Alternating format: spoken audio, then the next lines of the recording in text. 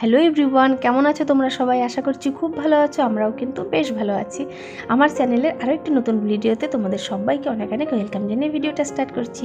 তো এই যে ক্লিপিংসগুলো দেখতে পাচ্ছ সেগুলো কিন্তু আগের দিনের ভিডিও। যারা দেখোনি দাদার বিয়ের ভিডিওগুলো তাদের জন্য এই ভিডিওটা, আগের ভিডিওটা অবশ্যই দেখে নিও, তাহলে তোমরা কিন্তু বুঝতে পারবে। ঠিক আছে, খুব নাচানাচি, খুব আনন্দ করে আমরা জল ঠল ভরে নিয়ে এসেছিলাম।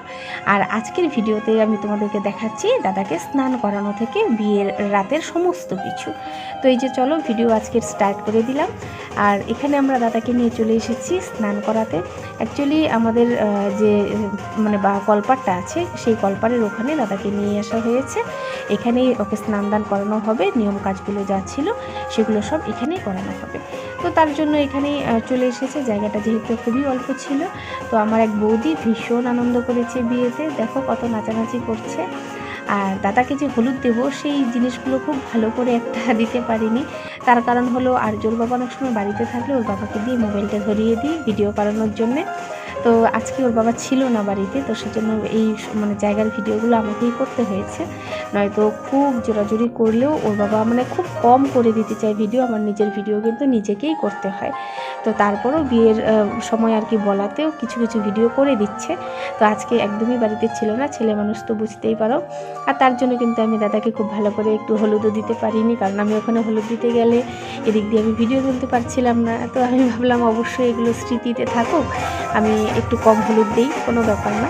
আর তারপর কিন্তু হয়েছে খুব নাচানাচি। আর যে আমার দিদির ছেলে, দাদা, কাকিরা সবাই মিলে কিন্তু খুব নাচানাচি করছিল, ভীষণ আনন্দ হয়েছে। তারপর এখানে দাদাকে করানো হচ্ছে স্নান দান করিয়ে কিন্তু কিছু নিয়ম কাজ থাকে যেগুলো করানো হবে। তো সত্যি বিয়ে করছিলাম, বিয়েটা অবশেষে চলেই এসেছে। আর আমি ভিডিওগুলো খুব কম দিতে পারছি, তার কারণ হলো আমার শরীরটাও যে খুব একটা ভালো আছে তা নেই। বিয়ে থেকে চলে এসেছি অনেক দিনই হয়েছে, বেশ অনেক দিন পরপরই তোমাদের কাছে ভিডিওগুলো নিয়ে আসছি।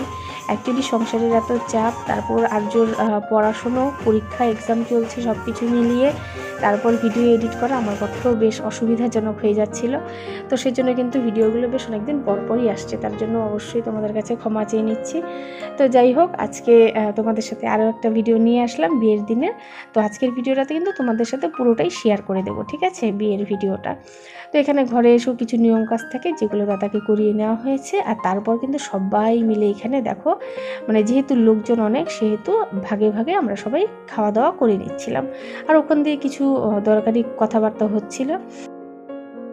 এখন হয়ে গেছে প্রায় বিকাল বিকাল মানে বিকাল বলতে 5টা মতন বেজে গেছে। এখন একটু রেডি হব, আর তারপর কিন্তু একদম বিয়ের জন্য রওনা দিব, ঠিক আছে।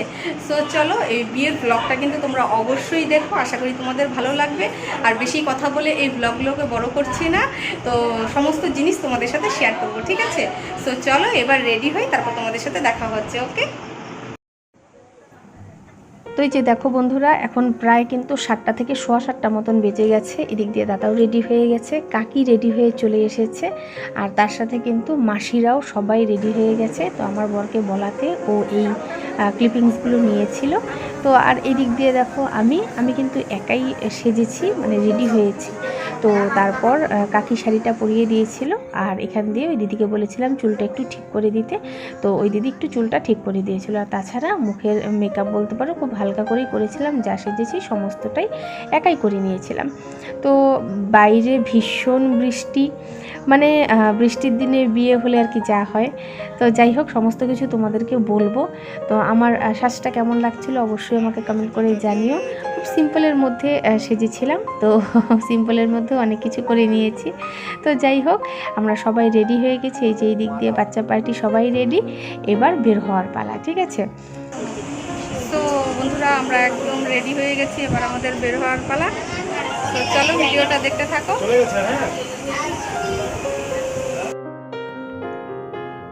তো দেখো এদিকে রেডি হয়ে আমরা বের হব। আর তার আগে দাদাকে এখানে বসিয়ে কিছু কিছু মায়েদের নিয়ম কাজ থাকে, তো সেগুলো করিয়ে নেওয়া হচ্ছিল। আর তার সাথে কিন্তু আমরা এই যে দেখো রেডি, আর্যও রেডি, আর্যর দাদা ভাইও রেডি। তো এখানে দুধ দিয়ে আমাদের একটু কনুইটা ধোয়াতে হয়, তো এগুলো কাজ মারাই করে নিচ্ছিল। আর এই যে আমার বড় একদম রেডি হয়ে গেছে, ওকে একটু দেখিয়ে দিলাম। আর তারপর কিন্তু বের হওয়ার পালা।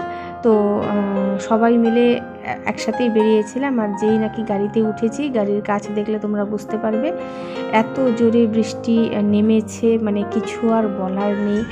এত আশা, এত ভরসা, সব কিছু মনে হয় মানে একদম জলে মিশে যাওয়ার মতন। তোমরা গাড়িটা একটু লক্ষ্য করলেই বুঝতে পারবে এত বৃষ্টি পড়ছিল বন্ধুরা, কি আর বলবো। আনন্দগুলো সবই মানে একদম মাটি হয়ে যাওয়ার অবস্থা। সত্যি ভাবতে পারিনি যে দাদার বিয়েতে এরকম একটা মানে দিন হবে, বা এরকম একটা দিনে দাদাকে বিয়ে করাতে নিয়ে যাব, এটা স্বপ্নেও ভাবতে পারিনি কখনো। ভীষণ হতাশ হয়েছিলাম। তো যাই হোক, হাসি মুখে সেখানে গিয়ে তো থাকতে হয়েছে, তবে ভীষণ দুঃখিত হয়েছিলাম। মনটা এতটাই ভেঙে গেছিলো যে এ কী অবস্থা হলো, মানে এতটা জলে এত খারাপ অবস্থা হয়েছিল। তো এই যে আমরা মেয়ের বাড়িতে চলে এসেছি, দাদাকে ওখানে সব কিছু করিয়ে নিয়ে ঢুকিয়েছে। আর এই যে দেখো নিচে সমস্ত জল। তো দেখো সব কিছু আয়োজন খুব ভালোভাবেই করেছিল ওরা, কিন্তু চারিদিকে জলে একদম সব কিছু মাটি হয়ে গেছে। তো আর কিছু বলার নেই। তো যাই হোক, যতটুকু নিয়ম কাজ ততটুকু তো করতেই হবে। আর বৃষ্টি হোক আর যাই হোক, বিয়ের মানে বিয়ে তো আর আটকে থাকে না, সেটা হয়েই যায়। তো নিচের অবস্থা বন্ধুরা খুব খারাপ হয়ে গেছিলো জলে চারিদিক। তো যাই হোক, মেয়ের বাড়ি থেকে বিয়েটা যেহেতু বাড়িতেই অ্যারেঞ্জ করেছিল, তো সেজন্য কিন্তু মানে সব কিছু অ্যারেঞ্জমেন্ট বাড়িতেই করা হয়েছিল। তো সেইখানে গিয়ে পরিস্থিতিটা আরোই খারাপ হয়ে গেছিলো। তো আমাদের মধ্যে নিয়ম থাকে, সবার ফার্স্টে বউকে মামা দেখবে দুধ দিয়ে আর সোনা দিয়ে, তো ওটাই দেখছিল। যাই হোক, তো তারপর এখানে দাদা বিয়ে বসে গেছে। আর তারপর কিন্তু বিয়ের যে সমস্ত নিয়ম কাজগুলো থাকে সেগুলো আস্তে আস্তে করে নেওয়া হচ্ছিল। তো এগুলো আর তোমাদের সাথে সেরকম করে কিছু শেয়ার করিনি, কারণ অবস্থা খুব খারাপ ছিল। আর আমার যে বাড়ি থেকে লোক যারা বরযাত্রী এসেছিল আমার শ্বশুরবাড়ির, তো তাদের সাথে একটু কথা বলছিলাম। সেখানে মানে এক জায়গায় দাঁড়ালে আরেক জায়গায় যাওয়ার উপক্রম ছিল না, এরকম অবস্থা ছিল জলে। তো যাই হোক, এই যে দেখো প্রচুর মানুষজন এসেছিল। তো সব মিলিয়ে ভালো যেমন লেগেছে, তার সাথে কিন্তু খারাপটাই বেশি মনে কাজ করেছে। তো কিছু আর করার ছিল না। যাই হোক, তো আমাদের বিয়েটা কিন্তু এভাবেই কেটেছিল। আর এই যে দেখো, ওরা এইদিকে কিছু আয়োজন করেছিল ফুচকা থেকে শুরু করে চিকেন পকোড়া, জিলিপি, রাবড়ি সব কিছু ছিল। তো তারপর এখানে বিয়ে শুরু হয়ে গেছে, ওদিক থেকে চলে এসেছিলাম এখানে। আর এখানে এসে বিয়ের কাজগুলো করানো হচ্ছিল, সেখানে একটু তোমাদের সাথে শেয়ার করে দিলাম। তো মালা বদল হচ্ছিল, সেই সময়টায় সবাই আনন্দ করছিল। তো যাই হোক, এখানে মালা বদল হওয়ার পর দাদাকে নিয়ে যাওয়া হয়েছিল একদম ভেতরে। বাকি কাজকর্ম কিন্তু ভেতরেই গিয়ে কমপ্লিট হয়ে গেছে। তো এই যে এখানে সমস্ত কাজকর্ম হচ্ছিল, আর তার সাথে সাথে কিন্তু আর ভেতরে যেহেতু খিদে পেয়ে গেছিলো, তো আমার ওখানে ওকে খাওয়াতে চলে যেতে হয়েছে। তো এই দিক দিয়ে বিয়ে ঠিয়ে মোটামুটি কমপ্লিট হয়ে গেছে। আর এই যে আমার মাসি দিদিরা বসেছে ওদিক দিয়ে খেতে।